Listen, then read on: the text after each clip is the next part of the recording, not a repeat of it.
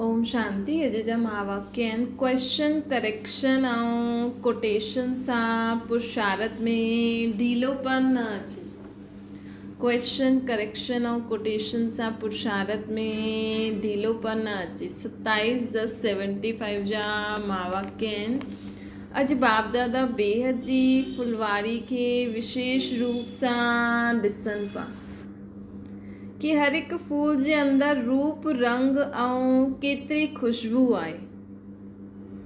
रूप अर्थात साकारी स्वरूप में नैन ऐं चैन में अर्थात चेहरे में ब्राह्मणपन जो व फरिश्तेपन जो श्रेष्ठ पाठदारी आत्मा जी स्मृति जो नशो सदा आहे। रूप अर्थात असां जीअं बाबा चईंदा आहिनि न, तव्हां फूल आहियो। हिकु फूल जे अंदरि रूप रंग खुशबू टई ॻाल्हियूं हूंदियूं आहिनि। त रूप असां फूल जो रूप कहिड़ो हुजे? साकारी स्वरूप में नैन ऐं चैन में अर्थात चेहरे में असांजे ब्राह्मणपन ऐं फरिश्तेपन जो श्रेष्ठ पाठधारी आत्मा जी स्मृति जो नशो हुजणो खपे। असां में ख़ुशी प्रत्यक्ष रूप में केतिरी ॾेखारे में ॾींदी आहे। त पंहिंजे रूप में ॾिसियो सदा असांखे ब्राह्मणपन फरिश्तोपन अनुभव थींदो आहे, श्रेष्ठ पाठधारी अनुभव थींदो आहे। श्रेष्ठ पाठधारी मां आत्मा जी स्मृति रहंदी आहे। ख़ुशी प्रत्यक्ष रूप में केतिरी ॾेखारे में ॾींदी आहे। ॿियो बाबा रंग, असां फूल में रंग कहिड़ो हुजणो खपे? निरंतर बाप जे संग जो रंग हुजणो खपे। अर्थात सदा साथी ठहिण जो रंग केतिरो चढ़ियल आहे। निरंतर बाप जे संग जो रंग लॻल हुजे असांखे।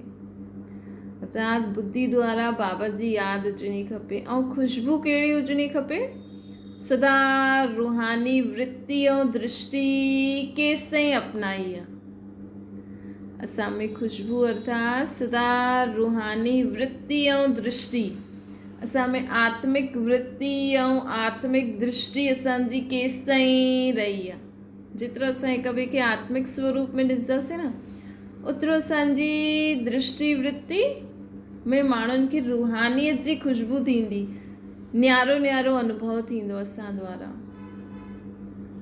त हर हिक में ये टे विशेषतायूं ॾिठई बाबा। त असांखे बि चेक करिणो आहे।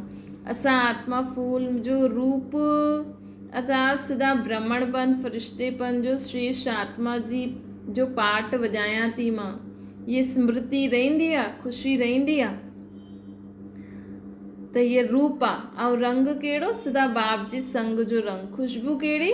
सदा असांजी वृत्ति ऐं दृष्टि में आत्मिक भाव केसि ताईं आयो आहे। इहा विशेषता ॾिसंदे हुए हिकु ॿियो विचित्र विशेषता ॾिठी। उहो छा ॾिठी?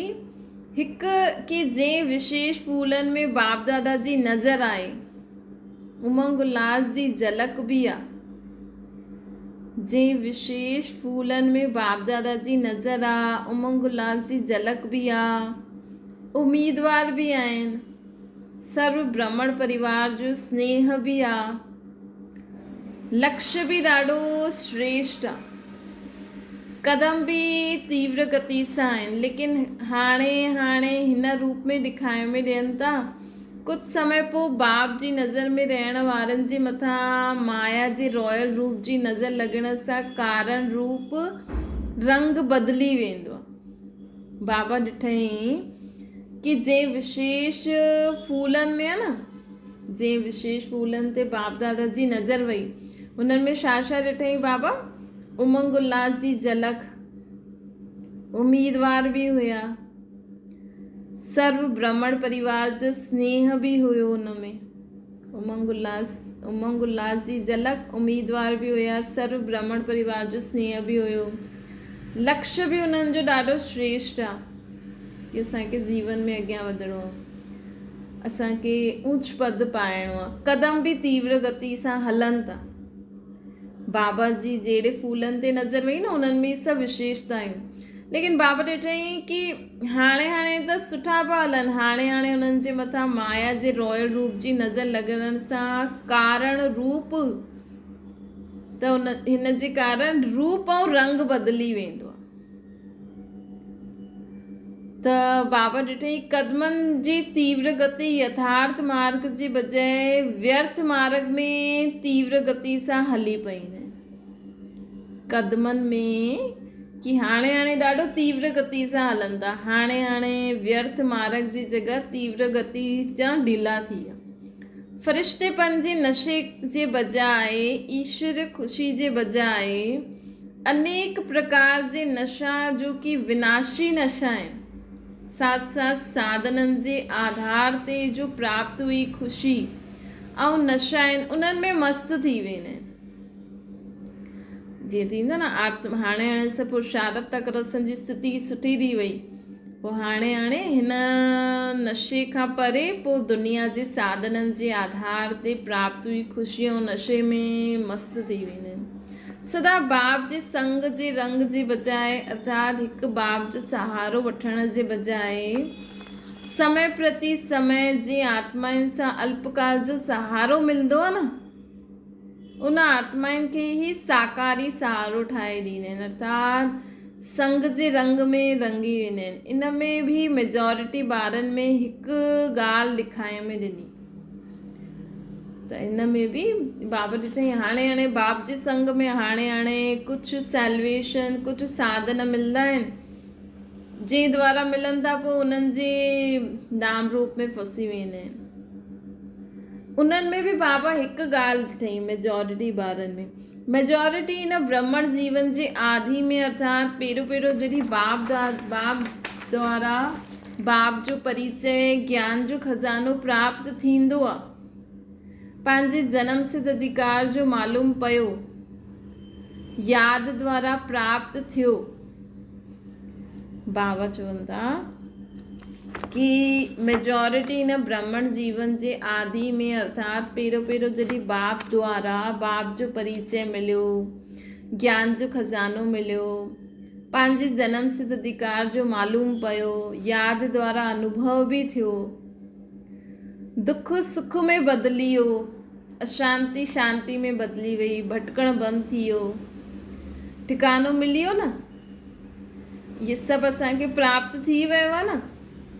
त हुन शुरू जी स्थिति में ॾाढा सुठा तीव्र उमंग उत्साह वारा, ख़ुशी में झूमण वारा, सेवा में रात ॾींहुं हिकु करण वारा, संबंध ऐं शरीर जी सुध बुध भुलिजी करे अहिड़ा first class serviceable knowledgeful powerful स्वयं खे बि अनुभव कंदा आहिनि ऐं अन्य ब्राह्मण बि उन्हनि खे अनुभव कंदा आहिनि।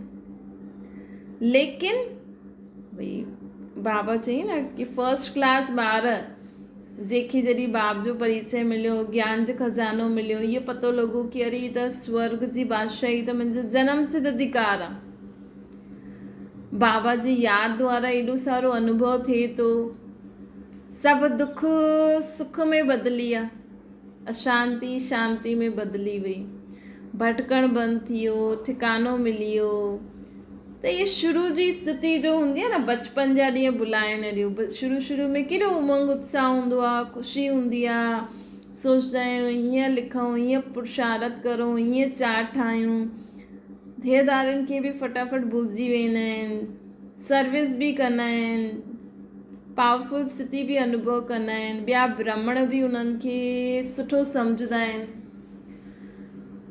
त बाबा चवनि था लेकिन आदि खां पोइ जॾहिं मध्य ईंदो आहे न ब्राह्मण जीवन में, त पुरुषारत सां पंहिंजी सेवा सां ख़ुशी ऐं उमंग उत्साह सां संतुष्ट न रहंदा आहिनि।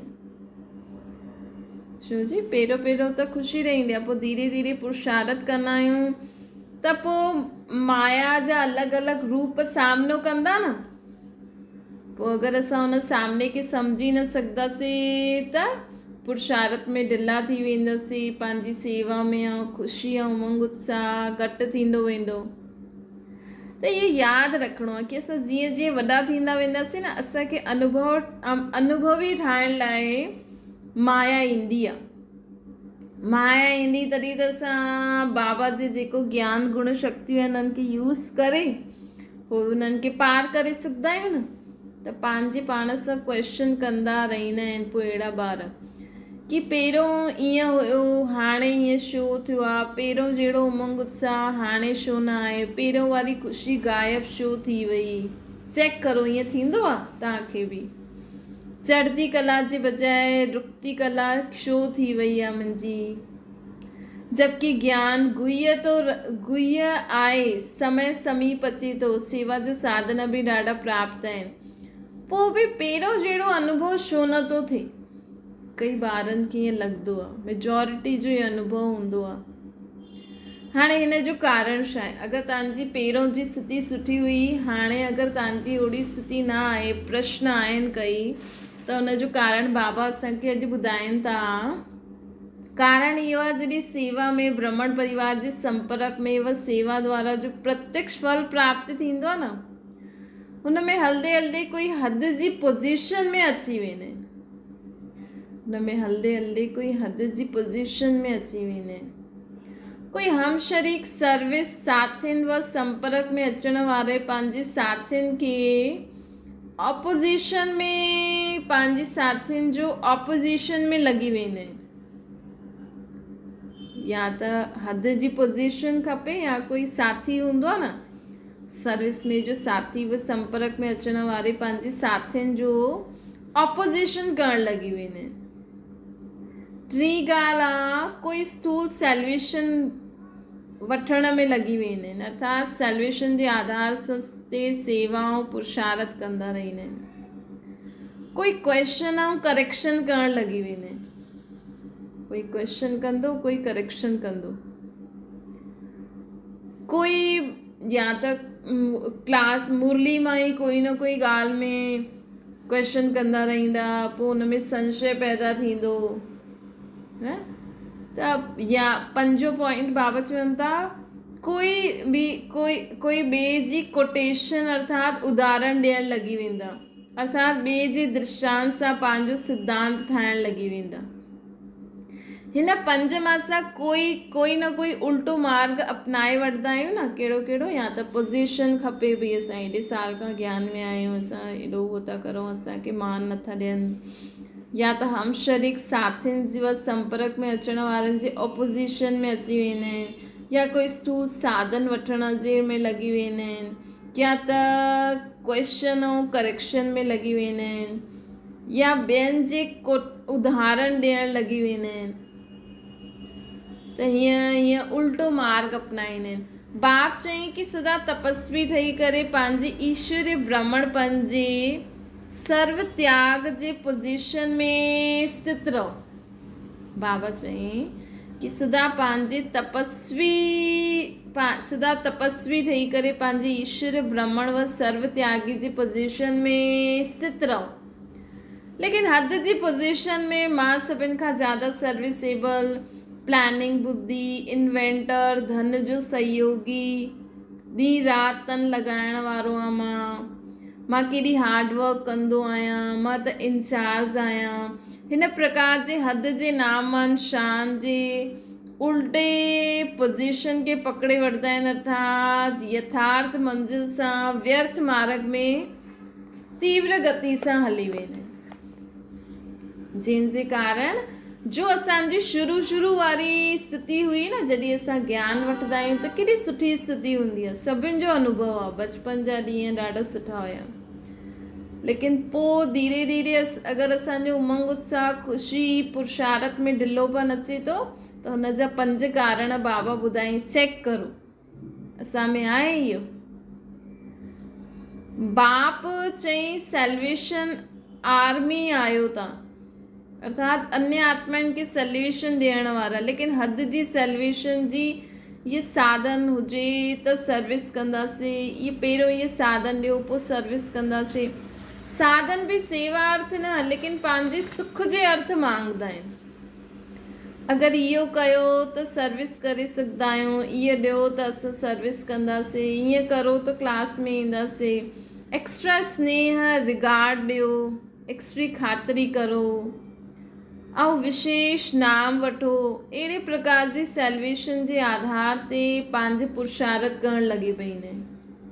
हिन करे आधार ग़लति हुजण जे कारण उन्हनि खे पंहिंजी उन्नति जो अनुभव न थींदो आहे। हिन प्रकार बाप चई माया सां ओपोज़िशन करणो आहे। बाबा असांखे 5 ई ॻाल्हियुनि जा करेक्शन थो ॿुधाइनि कि बाबा चई न हद जी पोज़ीशन मांगण लॻी वेंदा आहिनि। बाबा त चई तव्हां ब्राह्मण तपस्वी आहियो, हिन पोज़ीशन में स्थित रहो। हुन जे बदिले माण्हू पोज़ीशन मांगदा आहिनि। बाबा त चई तव्हां सैल्वेशन आर्मी आहियो, हुन जे बदिले ॿार सैल्वेशन मांगण लॻी वेंदा आहिनि। बाबा त चई माया सां ओपोज़िशन करणो आहे, लेकिन माया जा त मित्र ठही वेंदा आहिनि। अर्थात आसरी संस्कार रूपी आसरी संप्रदाय जे बजाय ईश्वर संप्रदाय अर्थात हिक ॿिए सां ओपोज़िशन कंदा रहंदा आहिनि। ये हीअं कंदो आहे त मां हिन सां बि ज़्यादा करे ॾेखारींदमि, ये सर्विसेबल आहे त मां बि आहियां, इहे अॻियां त मां पुठियां छो, मां गुप्त पुरुषार्थी आहियां, मूंखे पहचानंदा न आहिनि। निमित टीचर सां त मां ज़्यादा सर्विसेबल आहियां। टीचर सां बि ओपोज़िशन कंदा आहिनि।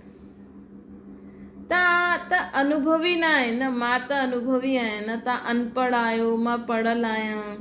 ईअं हिक ॿिए में ओपोज़िशन करणु लॻी वेंदा आहिनि।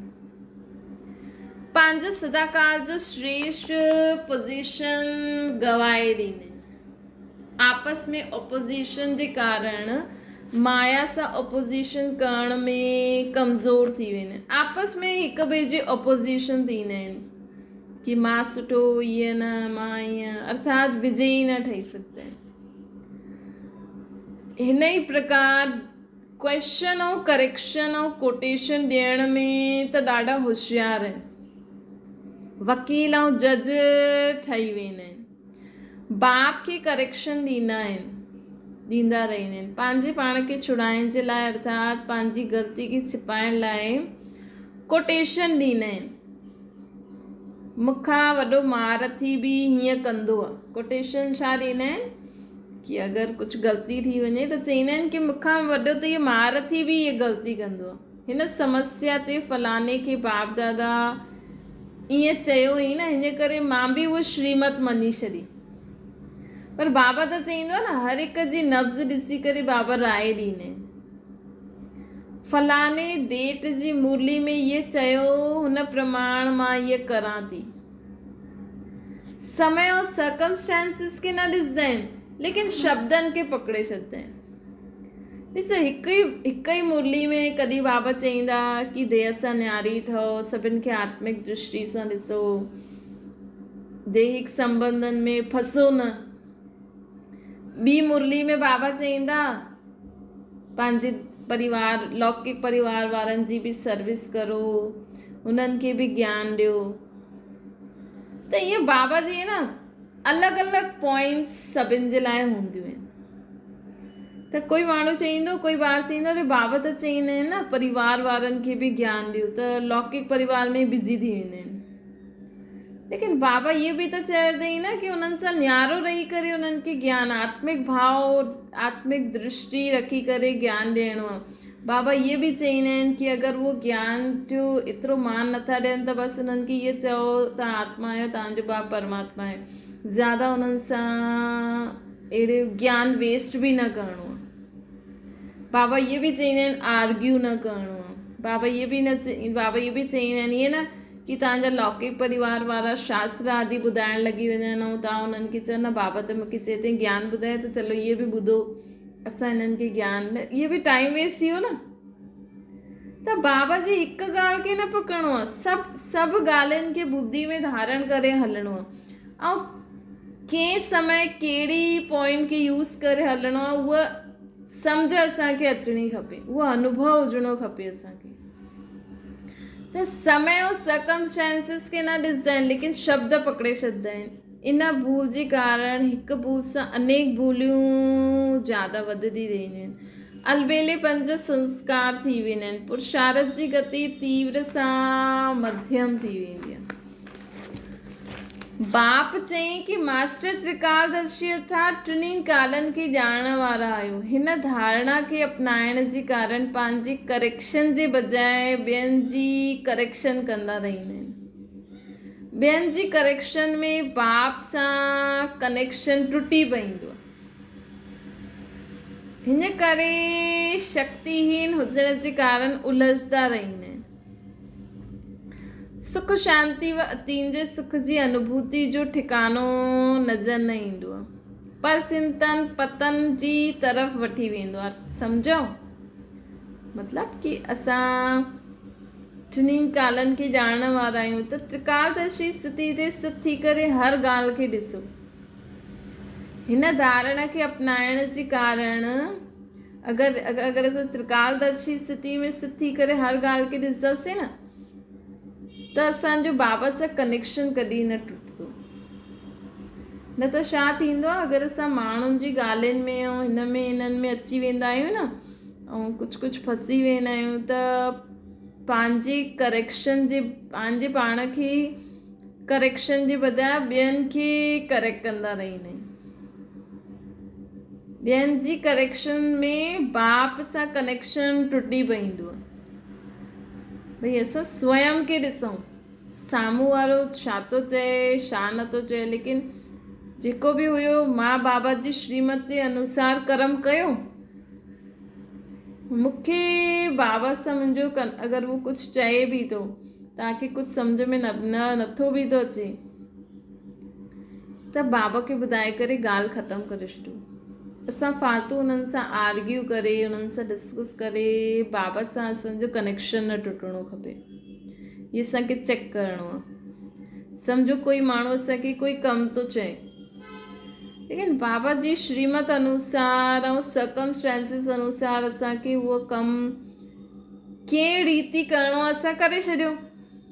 हाणे उहो माण्हू चए थो की न तव्हांखे त ईअं ई करिणो हुयो, तव्हांखे ईअं करिणो खपे हा, त असां मुंझी वेंदासीं, अरे इहे त चवनि था ईअं करिणो खपे हा, अरे मूंखां कुझु ग़लती त न थी वई ईअं। बाबा ईअं ॻाल्हि आहे, बसि छॾे ॾियो।